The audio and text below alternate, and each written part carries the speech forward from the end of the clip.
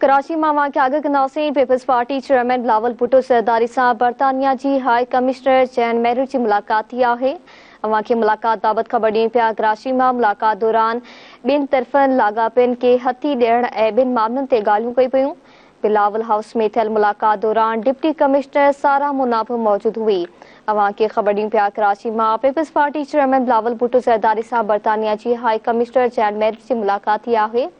मुलाकात दौरान ॿिन तरफ़नि लाॻापनि खे हथी ॾियण ऐं ॿिन मामलनि ते ॻाल्हियूं कई पियूं। बिलावल हाउस में थियल मुलाकात दौरान डिप्टी कमिश्नर सारा मोना भी मौजूद हुई। अवां की ख़बर ॾियनि पिया। कराची में बिलावल हाउस में थियल मुलाकात दौरान डिप्टी कमिश्नर सारा मोना भी मौजूद हुई।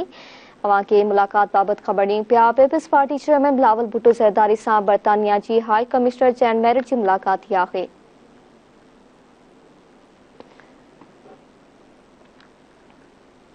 बिलावल हाउस में थियल मुलाकात दौरान डिप्टी कमिश्नर सारा मोना भी मौजूद हुई। अवां की ख़बर ॾियनि पिया। कराची में Peoples Party chairman Bilawal Bhutto Zardari से बरतानिया की हाई कमिश्नर जैन मेरिट की मुलाकात थी है। मुलाकात दौरान ॿिन तरफ़नि लाॻापनि खे हथी ॾियण ऐं ॿिन मामलनि ते ॻाल्हियूं कई वियूं आहिनि।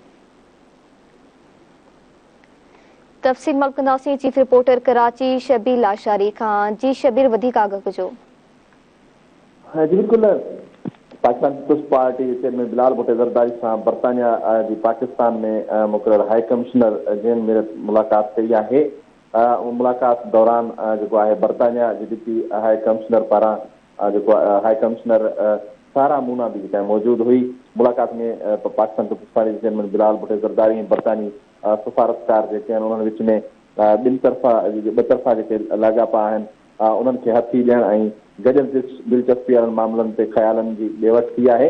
पाकिस्तान पीपल्स पार्टी के चेयरमैन बिलावल भुट्टो सरदारी से बरतानिया जी पाकिस्तान में मौजूद जो हाई कमिश्नर है उन मुलाकात कई है। मुलाकात दौरान डिप्टी हाई कमिश्नर सारा मोनी वह पिण मौजूद हुई।